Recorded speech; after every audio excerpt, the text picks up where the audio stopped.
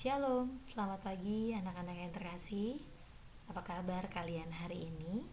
Miss harap kalian tetap dalam keadaan sehat ya.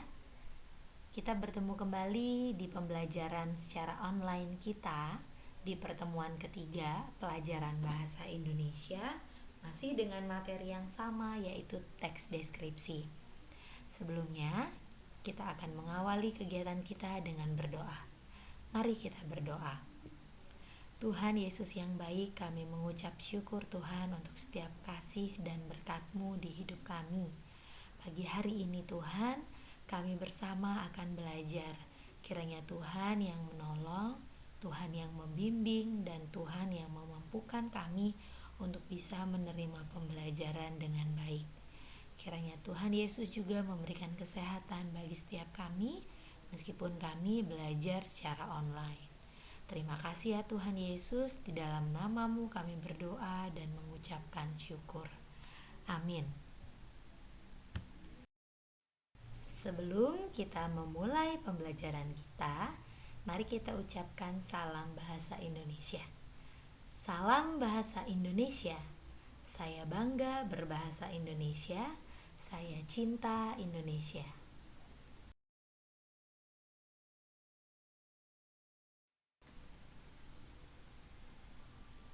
Kompetensi dasar yang akan kita bahas pada pertemuan kali ini adalah 3.2 menelaah struktur dan kebahasaan teks deskripsi tentang objek yang didengar dan dibaca.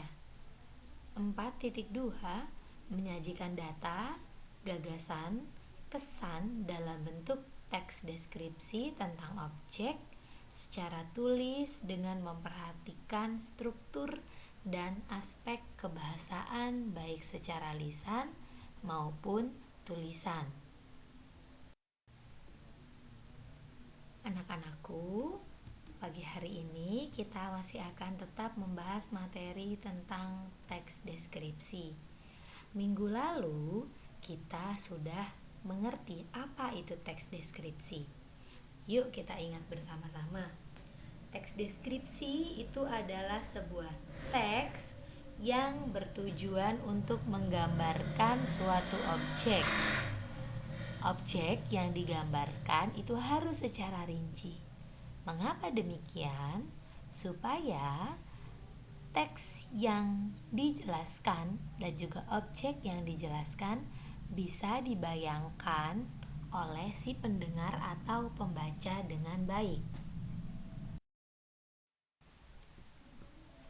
Subbab yang kedua yang akan kita bahas adalah menelaah penggunaan bahasa pada teks deskripsi. Ada di halaman 21 sampai 28. Kebahasaan teks deskripsi dibagi menjadi 9 bagian. Yang pertama, penggunaan kalimat perincian. Yang kedua, pencerapan panca indera. Yang ketiga, penggunaan kata dasar K, T, S, dan P. Yang keempat, penggunaan sinonim atau persamaan makna kata. Yang kelima, ada penggunaan kata depan. Yang keenam, ada penggunaan kata khusus. Ketujuh, kata depan di dan huruf kapital. Kedelapan, mendaftar kalimat bermajas. Dan yang terakhir, penggunaan kata yang bervariasi. Kalimat perincian. Kalimat perincian adalah kalimat yang berisi penjelasan secara terperinci atau detail terhadap suatu objek. Anak-anak bisa melihat contoh yang ada di dalam tabel. Pada teks yang pertama, di rumah tongkonan, dan yang kedua ada pesona pantai Senggigi, anak-anak bisa melihat di kolom kalimat itu sebagai sebuah kalimat. Dan yang di kolom kalimat perincian itu adalah penjelasan secara lebih jelas atau secara detail penjelasan dari kalimat yang sebelumnya.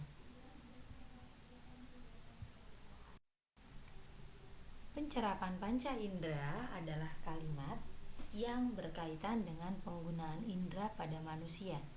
Di antaranya seakan dapat dilihat, didengar, dan juga dirasakan. Anak-anak bisa melihat pada contoh yang Miss berikan yang ada di dalam sebuah kolom di bawah ini. Yang kedua, ada penggunaan kata depan dengan kata dasar K, T, S, dan P. KTS dan P atau KPTS itu akan luluh jika bertemu dengan awalan me. Apabila kedua huruf dalam fonem tersebut adalah huruf vokal. Misalnya, kata pesona. Kata pesona jika ditambah dengan awalan me atau prefiks me akan menjadi memesona, bukan mempesona. Karena kata dasar yang diawali dengan fonem atau huruf awal KPTS itu akan luluh jika bertemu dengan awalan me. Yang kedua, fonem KPTS tidak luluh jika bertemu dengan awalan me apabila kedua huruf dalam fonem tersebut adalah huruf konsonan atau huruf mati. Contoh, kata dasar prakarsa ditambah sufiks i dan ditambah dengan prefiks me akan menjadi memprakarsai, bukan memrakarsai.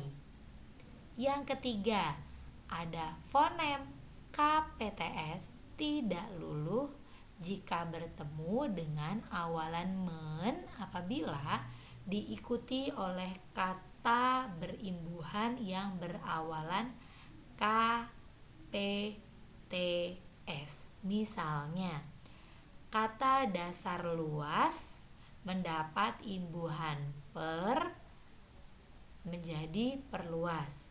Kemudian perluas ditambah dengan imbuhan atau prefiks me. Itu menjadi memperluas, bukan memerluas.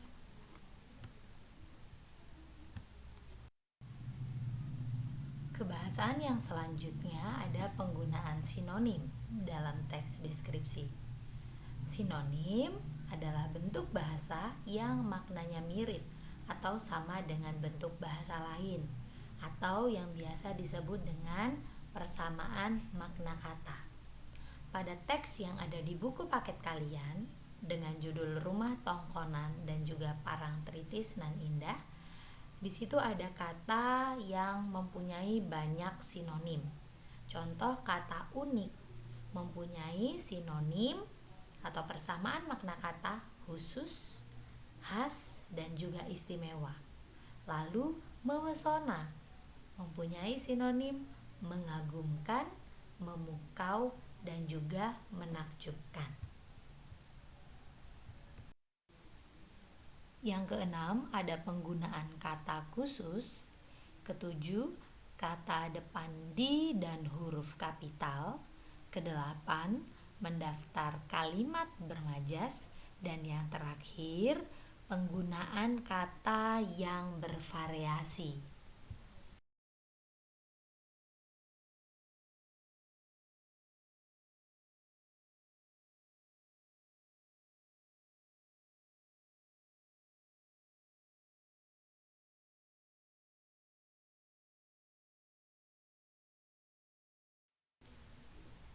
Bagian yang selanjutnya adalah penggunaan huruf kapital dan juga tanda baca. Penggunaan huruf kapital dipakai sebagai huruf pertama pada nama geografi atau nama tempat. Misalnya, ada Nusa Tenggara Barat. Fonem atau kata awal atau huruf awal itu menggunakan huruf kapital N, T, dan B. Yang kedua, huruf kapital dipakai sebagai huruf pertama awal kalimat. Misalnya, pada teks tongkonan, fonem T itu menggunakan huruf kapital. Yang ketiga, tanda koma dipakai di antara unsur-unsur dalam suatu pemerincian atau pembilangan. Misalnya, Pantai Parangtritis berada di Kecamatan Kretek, Bantul, Daerah Istimewa Yogyakarta. Pencerapan panca indera adalah kalimat yang berkaitan dengan penggunaan indera pada manusia. Di antaranya seakan dapat dilihat, didengar, dan juga dirasakan. Anak-anak bisa melihat pada contoh yang Miss berikan yang ada di dalam sebuah kolom di bawah ini.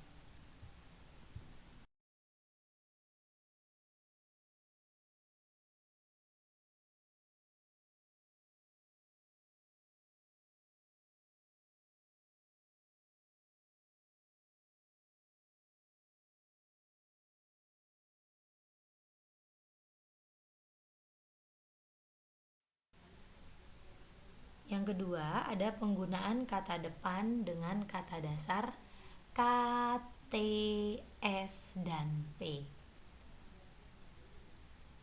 KTS dan P atau KPTS itu akan luluh jika bertemu dengan awalan me.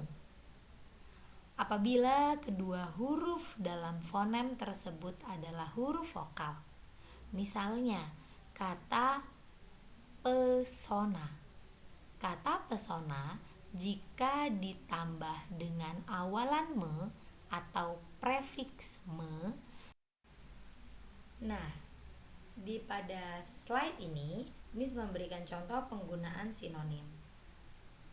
Kata yang digaris bawahi itu mempunyai sinonim kata yang ada di dalam kurung yang berwarna kuning.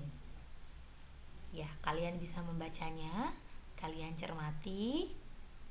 Dan juga untuk penjelasan lebih lanjut dari penggunaan bahasa atau kebahasaan pada teks deskripsi, anak-anak bisa membacanya lebih lanjut di halaman 22 sampai dengan halaman 27 pada buku paket bahasa Indonesia yang sudah kalian miliki masing-masing.